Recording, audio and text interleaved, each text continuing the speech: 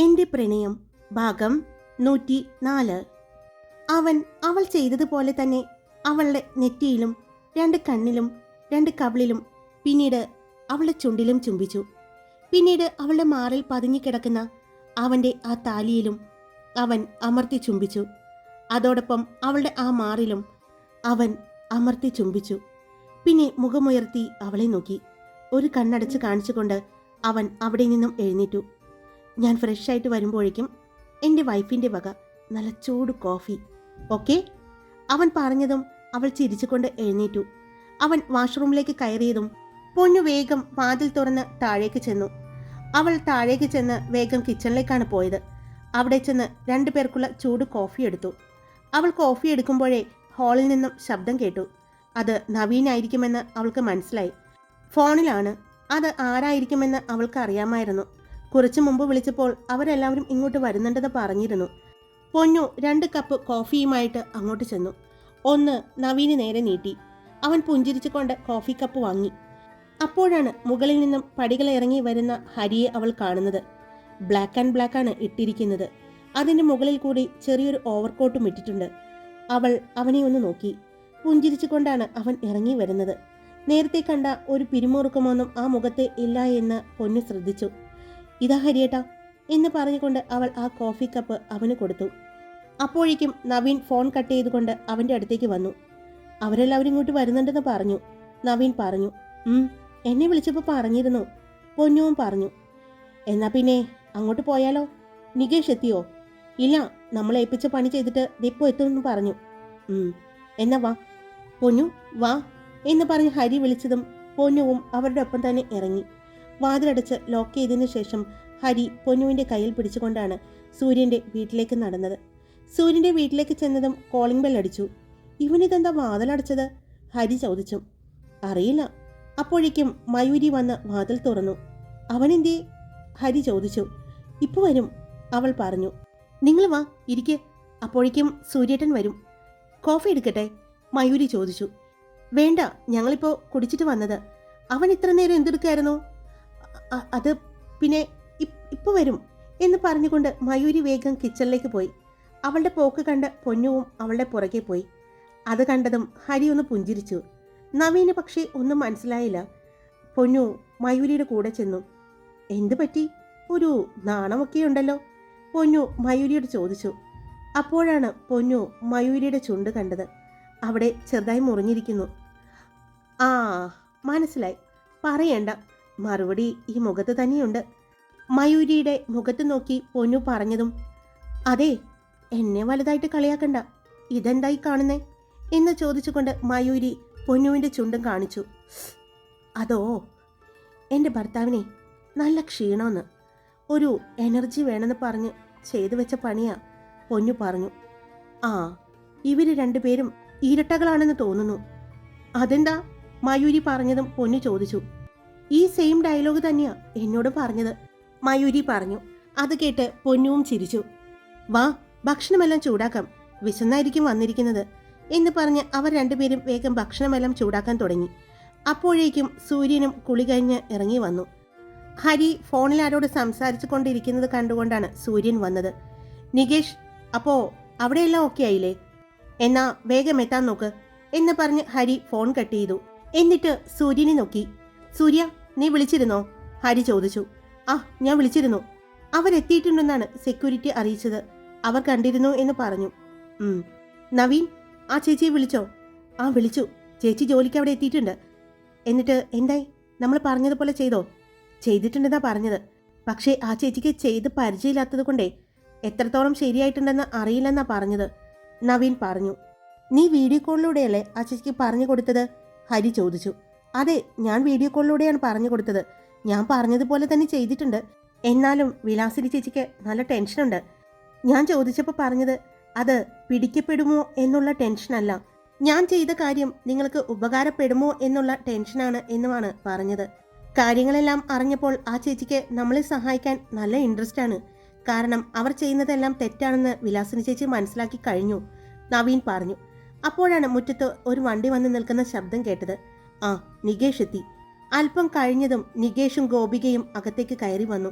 അവരെ കണ്ടതും നികേഷ് 10 മിനിറ്റ്, അതിനുള്ളിൽ ഇവിടെ കറണ്ട് പോകും, നികേഷ് പറഞ്ഞു. അവരെവിടെ? പൊന്നുവും മയൂരിയും? ഗോപിക ചോദിച്ചു. കിച്ചണിലുണ്ട്. എന്നാ ഞാൻ അവരെ കണ്ടിട്ട് വരാം എന്ന് പറഞ്ഞുകൊണ്ട് ഗോപിക കിച്ചണിലേക്ക് പോയി. അവൾ പോയി കഴിഞ്ഞതും, എന്തായി? നമ്മൾ പറഞ്ഞ കാര്യം എല്ലാം ഓക്കെയാണ്. പക്ഷേ ഒരു കാര്യം ഞാൻ ചോദിക്കട്ടെ?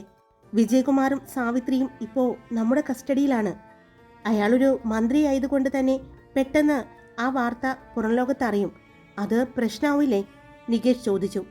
ഇല്ല, കാരണം വിജയകുമാർ സാറ് തന്നെ പറഞ്ഞിട്ടുണ്ട്, അദ്ദേഹം ഒരു ബന്ധുവീട്ടിൽ പോവുകയാണ്, അതുകൊണ്ട് സെക്യൂരിറ്റി ഒന്നും വേണ്ട എന്ന് അദ്ദേഹം തന്നെ പറഞ്ഞിരിക്കുന്നത് കൊണ്ട് പ്രശ്നമാവില്ല, ഹരി പറഞ്ഞു. എന്നാൽ ഹരി, എന്തിനാ ഇപ്പോൾ നിന്റെ വീട്ടിലേക്ക് അവരെ കൊണ്ടുപോയത്? അത് വേറൊന്നുമല്ല, ഇന്നിപ്പോൾ മിത്ര അയ്യർ ചെയ്യാൻ പോകുന്ന കാര്യം നടന്നില്ലെങ്കിൽ, അതിന് തടസ്സം നേരിട്ടാൽ അത് മറ്റൊരു ദിവസത്തേക്ക് മിത്ര അയ്യർ മാറ്റും ചിലപ്പോൾ. അങ്ങനെ മാറ്റിയാൽ പിന്നെ അവർ അടുത്തതായി ലക്ഷ്യം വെക്കുന്നത് വിജയകുമാറിനെ ആയിരിക്കും. അദ്ദേഹം ഇവിടെ നാട്ടിലേക്ക് അദ്ദേഹത്തെ വരുത്താൻ മിത്ര അയ്യർ ശ്രമിച്ചിട്ടുണ്ടെങ്കിൽ അത് എന്തെങ്കിലും ഉദ്ദേശം വെച്ച് തന്നെയായിരിക്കും. അതുകൊണ്ടാണ് ഞാൻ അവരെ അവിടെ നിന്ന് മാറ്റിയത്. സത്യത്തിൽ വിജയകുമാറിനെയും സാവിത്രിയെയും ഞാൻ രക്ഷിക്കുകയാണ് ചെയ്തത്. ഇപ്പോൾ വിജയകുമാർ എൻ്റെ വീട്ടിലും മീനാക്ഷി നികേഷിൻ്റെ വീട്ടിലും, അങ്ങനെ മിത്ര അയ്യർ അന്വേഷിക്കുന്ന എല്ലാവരെയും പല പല ഭാഗങ്ങളിലേക്കാക്കിയാണ് നമ്മൾ മാറ്റിയിരിക്കുന്നത്. അതുകൊണ്ട് അവരുടെ പുറത്തുള്ള സഹായിയായ അവരുടെ സ്വന്തം മകനായ ഋദ്ധിക്കും അവരുടെ വലങ്കൈയായ റോഷനും ഒന്ന് ആശങ്കപ്പെടും. അന്വേഷണം അവർ തുടങ്ങിക്കഴിഞ്ഞിട്ടുണ്ടെന്നാണ് എനിക്ക് കിട്ടിയ റിപ്പോർട്ട്, ഹരി പറഞ്ഞു. അപ്പോഴേക്കും വില്ലയിൽ ആകമാനം കറണ്ട് പോയി. യെസ്, കറണ്ട് പോയി. അപ്പോൾ ഇനി അവരുടെ ഇൻവെർട്ടർ വർക്ക് ചെയ്യുന്നുണ്ടോ എന്നറിയണം. നീ വിലാസിനി ചേച്ചിനെ ഒന്ന് വിളിക്ക്, ഹരി പറഞ്ഞതും വേഗം നവീൻ ഫോൺ എടുത്ത് വിലാസിനി ചേച്ചിയെ കോള് ചെയ്യാൻ പോയതും അവിടെ നിന്നും കോള് വന്നു. മോനെ, ഇവിടെ കറണ്ടില്ല, അവർ ആകെ ടെൻഷൻ അടിച്ച് നടക്കുകയാണ്. ഓക്കെ ചേച്ചി, ഫോൺ കട്ട് ചെയ്തോ എന്ന് പറഞ്ഞ് നവീൻ ഫോൺ കട്ട് ചെയ്തു. യെസ്, അപ്പോൾ ഇനിയാണ് നമ്മൾ കളിക്കാൻ പോകുന്നത്. ഇപ്പോൾ സെക്യൂരിറ്റിയെ അവർ വിളിക്കും, അവിടെ നിന്നും അറിയിക്കണം ഇന്ന് 5 മണിക്ക് ശേഷമേ കറണ്ട് വരികയുള്ളൂ എന്ന്. കേട്ടോ? അത് ഞാൻ ചെയ്തിട്ടുണ്ട്, സൂര്യൻ പറഞ്ഞു. എന്നാ നമുക്കിറങ്ങിയാലോ എന്ന് പറഞ്ഞ് അവർ എഴുന്നേക്കാൻ പോയതും, അതെ എങ്ങോട്ട് പോകുന്നു? അങ്ങോട്ട് വന്നുകൊണ്ട് പൊന്നുവും മയൂരിയും ചോദിച്ചു. ഞങ്ങൾ പോട്ടെ, അത്യാവശ്യമുണ്ട്. ഓരോ ഇടത്തേക്കും പോകുന്നില്ല, ഭക്ഷണം കഴിച്ചിട്ട് പോയാൽ മതി. ഏയ്, ഇപ്പോൾ അതിന് സമയമില്ല, പറ്റില്ല. ഭക്ഷണം കഴിക്കാതെ ഒന്നും ചെയ്യണ്ട. ഇവിടെ വന്ന് കയറിയപ്പോഴേ കണ്ടു ആകെ ക്ഷീണിച്ച്. നിങ്ങൾ എന്തെങ്കിലും കഴിച്ചിരുന്നോ ഇന്നലെ? അത് ശരിയാ, എന്നാ നമുക്ക് കഴിച്ചിട്ട് പോകാം എന്ന് പറഞ്ഞ് വേഗം തന്നെ അവർ ഡൈനിങ് ടേബിളിൽ വന്നിരുന്നു. അപ്പോഴേക്കും എല്ലാവരും അവർക്ക് ഭക്ഷണം വിളമ്പിക്കൊടുത്തു. വേഗം ഭക്ഷണം കഴിച്ച് അവർ ഇറങ്ങി. ഇറങ്ങുന്നതിന് മുമ്പ് ഹരി പൊന്നുവിൻ്റെ അടുത്തേക്ക് ചെന്നു. പോയിട്ട് വരട്ടെ, അവൻ ചോദിച്ചു. അവൾ അവൻ്റെ കവളിൽ പിടിച്ചുകൊണ്ട്, പോയിട്ട് വാ, ഉറപ്പായിട്ടും പോയ കാര്യം വിജയിക്കും, അവൾ പറഞ്ഞു. അത് കണ്ടതും വേഗം സൂര്യനും മയൂരിയുടെ അടുത്തേക്ക് ചെന്നു. പോയിട്ട് വരട്ടെ, അവൻ ചോദിച്ചു. പോയിട്ട് വാ. മയൂരി അത്രമാത്രം പറഞ്ഞതും സൂര്യൻ പൊന്നുവിനെയും ഹരിയെയും നോക്കി. അവൻ്റെ ഭാര്യ പിടിച്ചു പറഞ്ഞത് കേട്ടില്ലേ, കവളിൽ പിടിച്ചുകൊണ്ട് പോയിട്ട് വാ, വിജയിച്ചു വരുന്ന്. അങ്ങനെ പറഞ്ഞ എന്താ നിനക്ക് കുഴപ്പം? സൂര്യൻ ചോദിച്ചു. ദേ, കളിക്കാൻ നിൽക്കാതെ പോയിട്ട് വാ മനുഷ്യ, മയൂരി പറഞ്ഞു. ഒരു സ്നേഹമില്ലാത്തൊരു പെണ്ണ് എന്ന് പറഞ്ഞ് സൂര്യൻ ഗർവിച്ചുകൊണ്ട് പോകുന്നത് കണ്ടതും പെട്ടെന്ന് മയൂരി കയ്യിൽ പിടിച്ചു. സൂക്ഷിച്ച് ശ്രദ്ധിച്ച് ചെയ്യണം, എപ്പോഴും ഹരിയുടെയും ഇവരുടെയും കൂടെ ഉണ്ടാകണം. അറിയാൻ പാടില്ലാത്ത ജോലിയാണേ, മയൂരി പറഞ്ഞതും സൂര്യൻ അവളെ നോക്കി. നശിപ്പിച്ചു. ആദ്യത്തെ 2 വാക്ക് കേട്ടപ്പോൾ എന്തൊരു സന്തോഷമായിരുന്നു. അവസാനം അത് കൊണ്ടുപോയി അവൾ കല ഉടച്ചു. അറിയാൻ പാടില്ലാത്ത പണിയാണെന്ന്. പിന്നെ ഇതൊക്കെ അറിഞ്ഞിട്ട് വേണോ ചെയ്യാൻ? ഇതൊക്കെ നമ്മൾ എത്രയോ സിനിമകളിൽ കണ്ടിരിക്കുന്നു. ആഹാ, നീ സിനിമയിൽ കണ്ടുള്ള എക്സ്പീരിയൻസ് വെച്ചിട്ട് ഇറങ്ങിയിരിക്കുകയാണോ കള്ളനെ പിടിക്കാൻ? ഹരി ചോദിച്ചു. അവരുടെ അത്രയും നേരത്തെ മാനസിക പിരിമുറുക്കം ഒന്ന് കുറഞ്ഞു. എല്ലാവരും പുഞ്ചിരിയോടെയാണ് അവിടെ നിന്നും ഇറങ്ങിയത്. അവിടെ നിന്നും അവർ ഇറങ്ങി പോകുന്നത് കണ്ടതും സ്ത്രീകൾക്കെല്ലാം വല്ലാത്ത സങ്കടം തോന്നി. മയൂരിയും പൊന്നുവും ഗോപികയും പരസ്പരം നോക്കി. എല്ലാം ശരിയായ മതിയായിരുന്നു അല്ലേ? മയൂരി പറഞ്ഞു. എല്ലാം ശരിയാവും, നമ്മുടെ കെട്ടിയമ്മരെ നമ്മൾ വിശ്വസിക്കണ്ടേ? ഗോപിക ആത്മവിശ്വാസത്തോടെ പറഞ്ഞതും അതെ, അവരെ നമുക്ക് വിശ്വസിക്കാം, എല്ലാം ശരിയാവും.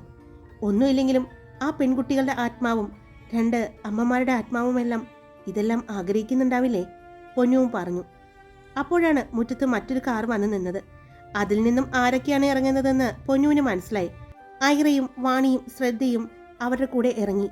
അവരുടെ കൂടെ ഇറങ്ങുന്ന മറ്റൊരാളെ കണ്ടതും പൊന്നു ഒന്ന് ഞെട്ടി. പൂജ? അതെ, ഞങ്ങൾ ഇറങ്ങിയപ്പോൾ ഞങ്ങളുടെ കൂടെ വരുന്നുണ്ടെന്ന് പറഞ്ഞു. പൂജയ്ക്ക് എന്തോ പറയാനുണ്ടെന്ന് പറഞ്ഞു. ഐറ പറഞ്ഞതും പൊന്നു പൂജയെ ഒന്ന് നോക്കി. വാ, അകത്തേക്കിരിക്ക് എന്ന് പറഞ്ഞ് അവർ അവരെ എല്ലാവരെയും അകത്തേക്ക് വിളിച്ചു. അകത്തേക്ക് കയറിയതും സോഫയിലിരുന്ന പൂജ അവരെ നോക്കി. പൊന്നു, ഹരി എവിടെ? അത് ഹരിയേട്ടൻ പുറത്തേക്ക് പോയല്ലോ. ഞാൻ ഒരു കാര്യം അറിഞ്ഞിട്ട് വന്നതാണ്. എന്താ? അത് പിന്നെ നമ്മുടെ റോഷൻ ചേട്ടനില്ലേ? ആ, അയാളൊരു ഫ്രോഡാണ്. ഫ്രോഡോ? എന്താ പറയുന്നത്? എനിക്ക് മനസ്സിലാവുന്നില്ല. പൊന്നു ഒന്നും അറിയാത്തതുപോലെ ചോദിച്ചു. അത് പൊന്നു, ഇന്നലെ ഞാൻ നന്ദ ചേച്ചിയുടെ ഒപ്പം റോഷൻ്റെ വീട്ടിൽ പോയിരുന്നു. അവിടെ ചെന്നപ്പോൾ കുറച്ച് സാധനങ്ങൾ എടുക്കാൻ വേണ്ടി പോയതാ. റോഷൻ ചേട്ടനെ പറ്റി ഒരു വിവരവും ഇല്ലല്ലോ. പക്ഷേ റോഷൻ്റെ വീട്ടുകാർക്കൊന്നും യാതൊരു ടെൻഷനും കണ്ടില്ല കേട്ടോ. റോഷൻ്റെ സഹോദരന്മാർക്കും യാതൊരു ടെൻഷനും ഞാൻ കണ്ടില്ല. പക്ഷേ നന്ദ ചേച്ചി മാത്രം ആകെ സങ്കടപ്പെട്ടിരിക്കുകയാണ്. അവർക്കെല്ലാം റോഷൻ ചേട്ടൻ എവിടെയുണ്ടെന്ന് അറിയാവുന്നത് പോലെയാണ് എനിക്ക് തോന്നിയത്. അങ്ങനെ നന്ദ ചേച്ചിക്ക് ആവശ്യമുള്ള സാധനങ്ങളൊക്കെ എടുക്കുമ്പോൾ റോഷൻ ചേട്ടൻ്റെ അമ്മ വന്ന് ആശ്വസിപ്പിക്കുന്നുണ്ട്. മോളെ, അവൻ അത്യാവശ്യമായിട്ടൊരു സ്ഥലം വരെ പോയിരിക്കുകയാണ്, ഒരു ദിവസം വിളിച്ചിട്ടുണ്ടായിരുന്നൊക്കെ പറഞ്ഞു. പക്ഷെ നന്ദ ചേച്ചി പറയുന്നത് ഒരിക്കലും തന്നെയും കുഞ്ഞിനെയും വിളിക്കാതെ റോഷൻ ചേട്ടൻ ഇരിക്കില്ല എന്ന്. അത്രയും ആത്മവിശ്വാസത്തോടു കൂടിയാണ് നന്ദ ചേച്ചി പറയുന്നത്. റോഷൻ ചേട്ടൻ്റെ അമ്മയുടെയൊക്കെ സംസാരം കേട്ടപ്പോൾ എനിക്കെന്തോ ഒരു സംശയം തോന്നി. അങ്ങനെ ഞങ്ങൾ റോഷൻ ചേട്ടൻ്റെ റൂമിലേക്ക് ചെന്നു.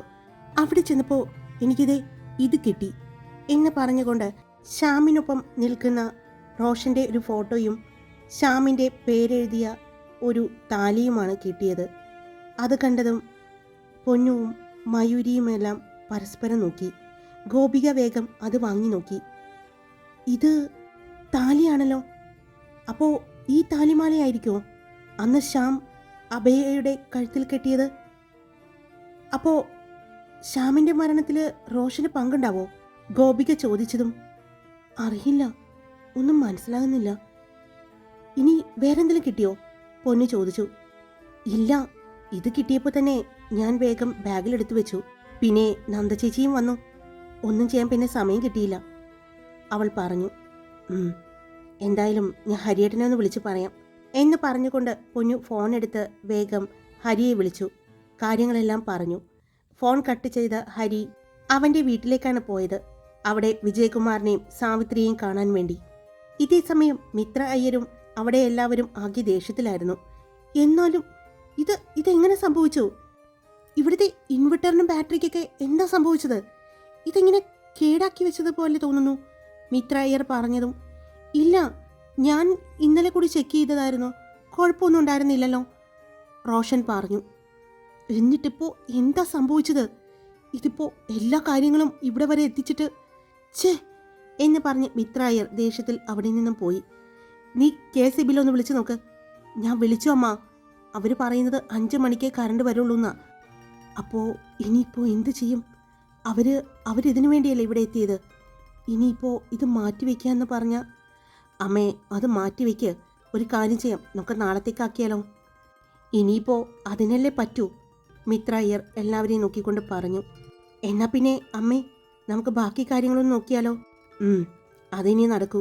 വിജയകുമാറും സാവിത്രിയും എത്ര ആയിട്ടുണ്ടാവും അല്ലേ? എത്ര ആയിട്ടുണ്ടാവും.